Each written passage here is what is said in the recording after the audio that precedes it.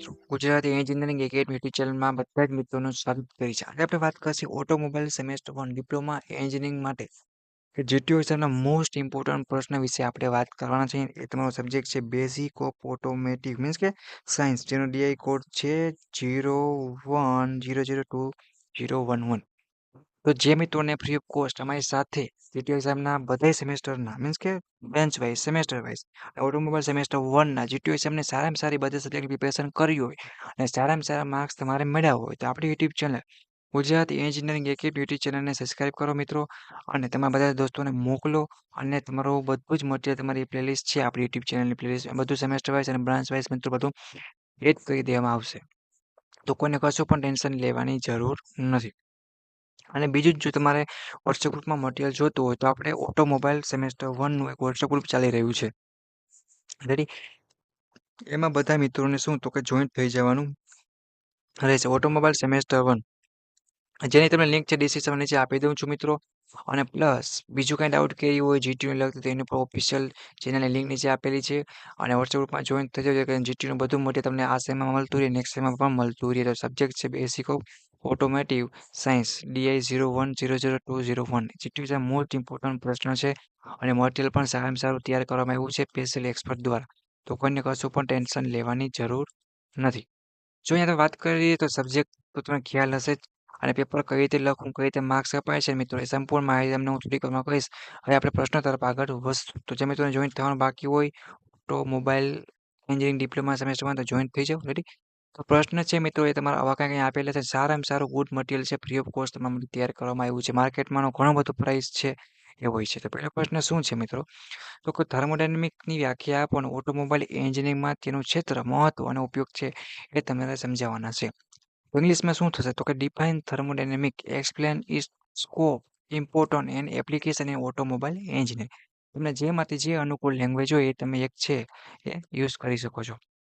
પછી આવશે સિસ્ટમ, આસપાસ એટલે કે સરાઉન્ડિંગ અને યુનિવર્સની વ્યાખ્યા આપો અને ઉદાહરણ સાથે બંધ સિસ્ટમ, ખુલ્લી સિસ્ટમ અને અલગ પડેલી સિસ્ટમ તમારે સમજાવવાની છે. થર્ડ પ્રશ્નની વાત કરીએ તો થર્મોડાયનેમિક સિસ્ટમના ગુણધર્મો સમજ્યા અને યોગ્ય ઉદાહરણ સાથે વ્યાપક એટલે કે ઇન્ટેન્સિવ અને તીવ્ર એટલે કે ઇન્ટેન્સિવ ગુણધર્મો વચ્ચે તમે તફાવત એટલે કે તફાવત છે ડિફરન્ટ બિટવીન, એ પણ પૂછાતો હોય છે જીટીયુમાં, એટલે એ પણ પાકો કરવો. પછી આવશે અવસ્થા એટલે સ્ટેટ, પ્રક્રિયા એટલે પ્રોસેસ અને સ્ટેટ ફંક્શનની વ્યાખ્યા પણ થર્મોડાયનેમિક સંતુલન અને તેના પ્રકાર તમારે સમજાવવાના રહેશે. ઓકે મિત્રો. પછી જો નેક્સ્ટ વાત કરીએ તો આવશે થર્મોડાયનેમિક પ્રથમ નિયમ જણાવો અને સમજાવો. તાપ, કાર્ય, આંતરિક ઉર્જા અને એન્થાલ્પીની વ્યાખ્યા આપવાની છે. મોસ્ટ ઇમ્પોર્ટન્ટ છે મિત્રો જીટીયુ એક્ઝામ માટે. તો બધા મિત્રોને એટલા આઈએમપી પ્રશ્નો છે કરી નાખવાના છે. સપોર્ટ માટે આપણી YouTube channel Gujarati engineering academy YouTube ચેનલને સબસ્ક્રાઇબ કરવાનું ભૂલતા નહીં. અને સેમેસ્ટર 1ના બધા મિત્રો છે ફટાફટ જોઈન થઈ જાવ, જેથી કરીને આ સેમનું પણ મટીરિયલ તમને વોટ્સઅપમાં મળતું રહે ફ્રી ઓફ કોસ્ટ, અને તમારા બધા સેમેસ્ટરનું મળતું રહેશે. તમારા દોસ્તોને પણ એડ કરી શકો છો. અને કાંઈ ડાઉટ કરી હોય તો મને કોમેન્ટ કરજો. રેડી? નેક્સ્ટ વાત કરીએ થર્મોડાયનેમિકનો બીજો નિયમ સમજાવો અને એન્ટ્રોપીની વ્યાખ્યા આપો અને રિવર્સિબલ તથા ઇરિવર્સિબલ પ્રક્રિયા તમારે સમજાવવાની છે. પછી આવશે હીટ એન્જિન, રેફ્રિજરેટર અને હીટ પંપને આકૃતિ સાથે અને તેમના કાર્ય સિદ્ધાંત સમજાવવાના રહેશે. ઓકે. પછી જો આગળ વધીએ તો સ્થિર દ્રવ્યમાન, સ્થિર આયતન, સ્થિર તાપમાન, એડિયાબેટિક અને પોલિટ્રોપ પ્રક્રિયાઓ પીવી ટીએસ ડાયાગ્રામ પર દોરવાના થશે. જ્યારે પણ પીવી અને ટીએસ ડાયાગ્રામ પૂછાય ત્યારે તમારે ખાસ દોરવાના છે. અને આમે જીટીયુના રૂલ પ્રમાણે ફૂલ માર્ક્સ મળે છે આકૃતિને. તો પહેલો પોઈન્ટ બધા મિત્રોને જીટીયુનું કોઈ પણ સબ્જેક્ટનું પેપર આપો તો આકૃતિ તમારે કમ્પલસરી ફરજિયાત દોરવાની છે. ઓછી મહેનતે ફૂલ માર્ક્સ અને સારા માર્ક્સ લેવા માટેનો બેસ્ટમાં બેસ્ટ રૂલ છે એ કહી શકાય છે. રાઈટ મિત્રો? તો 8 પ્રશ્ન તમારા આ થયા. હવે પણ નેક્સ્ટ આગળ વધીએ તો આવશે ફ્લુઇડ મેકેનિક્સની વ્યાખ્યા આપો અને ઓટોમોબાઈલ એન્જિનિયરિંગમાં તેનું મહત્વ, ક્ષેત્ર અને ઉપયોગ તમારે ખાસ આપવાના છે. Define the fluid mechanics, explain its scope, important and application in automobile engineering. પછી આવશે ઘનતા, સ્નિગ્ધતા, સપાટી, તાણ, વિશિષ્ટ આયર્ન, તાપ, વાહકતા, વિશેષ તાપ, ક્ષમતા અને સંકોચ જેવી પ્રવાહીના ગુણધર્મો તમારે સમજાવવાના છે. પછી દબાણની વ્યાખ્યા આપો અને વાતાવરણ દબાણ, પછી ગેજ દબાણ અને વેક્યુમ દબાણ અને પરમ દબાણ ઉદાહરણ સાથે સમજાવવાનું છે અને વ્યાખ્યા પણ. રેડી? પછી આવશે ફ્લુઇડ સ્ટેટિક્સમાં બરાબર છે, તો ઉપયોગમાં લેવાતા દબાણ માપવાના વિવિધ સાધન તમારે સમજાવવાના છે. Explain various pressure measuring device use in the fluid static. Ready? પછી પાસ્કલનો નિયમ જણાવો અને ઓટોમોબાઈલ સિસ્ટમમાં તેનો ઉપયોગ છે સમજાવવાનો છે. તો બધા મોસ્ટમાં મોસ્ટ ઇમ્પોર્ટન્ટ છે, તો પાકા કરી નાખો મિત્રો. અને બધા દોસ્તોને મોકલવાના પણ છે. સ્થિર અને અસ્થિર પ્રવાહ, લેમિનાર અને ટર્બ્યુલન્ટ પ્રવાહ, 1, 2 અને ત્રિપરિમાણીય તેમજ અને અસમાન પ્રવાહ પ્રકાર તમારે સમજાવવાના છે. શું છે એ પણ તમારે શોર્ટમાં સમજાવવાનું પણ થાય. પછી સાથે સમીકરણ એટલે કન્ટિન્યુઅસ ઇક્વેશન વ્યાખ્યા, ઉત્પત્તિ આપો અને પ્રવાહમાં તેનું મહત્વ સમજાવવાનું છે. પછી બર્નોલીનો સિદ્ધાંત જણાવો અને સમજાવો. ઓરિફિસ મીટર, વેન્ચુરીમીટર અને પિટોટ ટ્યુબ દ્વારા પ્રવાહ દર માપવાના પદ્ધતિ પણ તમારે સમજાવવાની છે. રેડી? તો પ્રશ્ન બધા મિત્રોને ખાસ હું રિક્વેસ્ટ છે, વિનંતી કરું છું કે સારામાં સારા માર્ક્સ મળ્યા હોય તો બધા મિત્રો પ્રશ્ન ખાસ છે એ કરવાના છે. કોઈને પણ આ પ્રશ્ન ઇગ્નોર કરવાના નથી. પછી કાર્નોટ ચક્ર એટલે કે સાયકલને પીવીટીએસ ડાયાગ્રામ મીન્સ કે આલેખ સાથે સમજાવો અને એર સ્ટાન્ડર્ડ કાર્યક્ષમતા માટેનું સમીકરણ તમારે લખવાનું છે. પછી ઓટો ચક્ર છે એટલે સાયકલ, અમે તો ધ્યાન રાખજો એક પ્રકારની. પીવીટીએસ ડાયાગ્રામ આલેખ સાથે સમજાવો અને એર સ્ટાન્ડર્ડ કાર્યક્ષમતા માટેનું સમીકરણ તમારે લખવાનું રહેશે. પછી છે ડીઝલ સાયકલ, પીવીટીએસ આલેખ સાથે સમજાવો અને એર સ્ટાન્ડર્ડ કાર્યક્ષમતા માટેનું સમીકરણ લખવાનું છે. પછી ડ્યુઅલ ચક્ર છે, ડ્યુઅલ સાયકલ તમારે સમજાવવાની સેમ ટુ સેમ. પછી નેક્સ્ટ પ્રશ્ન આગળ વધી મિત્રો તો પેટ્રોલ એન્જિન અને ડીઝલ એન્જિન રચના અને કાર્યવિધિ એટલે કે આકૃતિ સાથે તમારે સમજાવવાનું છે. જ્યારે પણ તમને આકૃતિનું કહીએ ત્યારે ભૂલ્યા વગર પણ આકૃતિ પાકી કરવાની છે.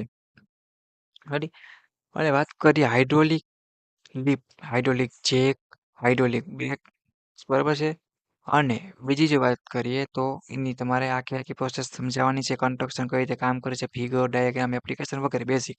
હાઇડ્રોલિક સ્ટીયરિંગ અને હાઇડ્રોલિક શોક વેબસોબરની રચના અને વર્કિંગ પ્રિન્સિપલ.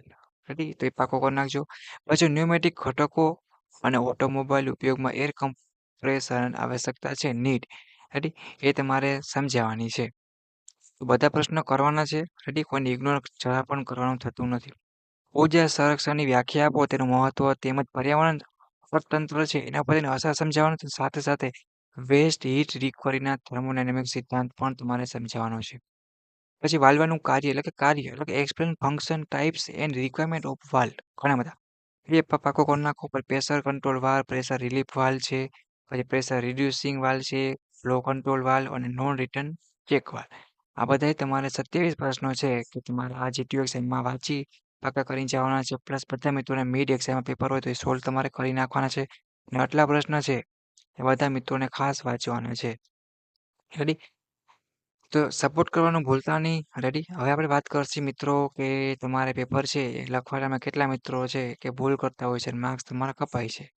પહેલી વસ્તુ મિત્રો એ આવશે કે તમે જીટીયુનું પેપર લખો ને ત્યારે ખાસ એક વસ્તુ તમારે ધ્યાન રાખવું કે આકૃતિ છે ને એ તમારે કમ્પલસરી અને ફરજિયાત દોરવાની છે. એના કારણે ફૂલ માર્ક્સ મળશે, ઓછી મહેનતે મહેનતે એટલે કે ઓછી મહેનતે વધારે માર્ક્સ મળશે. બીજું એ આવશે કે જીટીયુની પેપર સ્ટાઇલ પ્રમાણે પેપર લખો.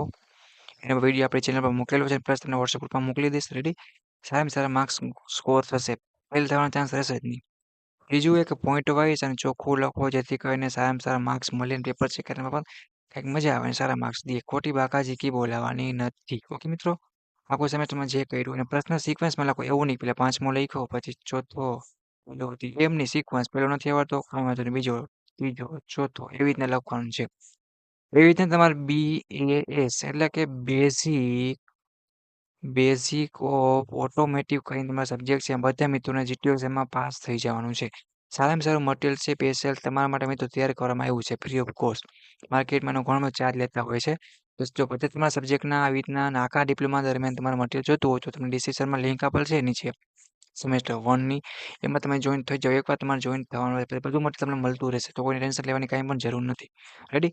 અને આપણે જીટીયુની A to Z અપડેટ માટે પણ એ ચેનલની લિંક આપેલ છે. પ્લસ કાંઈ પૂછવું હોય તો ઇન્સ્ટાગ્રામ અથવા મને યુટ્યુબમાં કોમેન્ટ કરજો. તમારા સેમેસ્ટર 1ના બધા દોસ્તોના વિડીયો મોકલો, જેથી કરીને વહેલીની પહેલી તકે તમારી તૈયારી ચાલુ થાય. અને સોલ્યુશનની જરૂર હોય તો મને કોમેન્ટ કરવાની રહેશે. ઓકે? તો વિડીયોને પૂરો કરું છું. બેઝિક ઓફ ઓટોમેટિવ સાયન્સ કરીને સબ્જેક્ટ છે તમારો, બધા મિત્રો પાસ થઈ જજો. અને સપોર્ટ માટે આપણી YouTube channel Gujarati engineering academy YouTube channel subscribe કરજો. રેડી? અને બે આઇકન પ્રેસ કરજો, જેથી કરીને કોઈ પણ નવો સબ્જેક્ટનો વિડીયો આવે તમે ફ્રી ઓફ કોસ્ટ એનો લાભ લઈ શકો. બાકીનું બધું મટીરિયલ પ્લેલિસ્ટમાં હશે અને સેમેસ્ટર 1ના વોટ્સએપ ગ્રુપમાં પણ આપી દઈશ. Thank you for watching Gujarati engineering academy YouTube channel. Next મુલાકાત લેશે એવા તમારા બીજા જીટીયુ એક્ઝામના ઇમ્પોર્ટન્ટ વિડીયો અને અપડેટ્સ સાથે. Okay, thank you.